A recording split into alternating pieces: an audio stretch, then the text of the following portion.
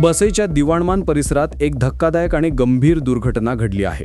एका जलकुंभाखाली 10 ते 15 वर्षांपासून पडलेला क्लोरीन सिलेंडर अचानक कोसळला आणि त्यामुळे गंभीर वायू गळती झाली। या दुर्घटनेत 19 नागरिक प्रभावित झाले असून त्यांना श्वसनासंबंधी त्रास आणि इतर लक्षणांमुळे तातडीने रुग्णालयात दाखल करावे लागले।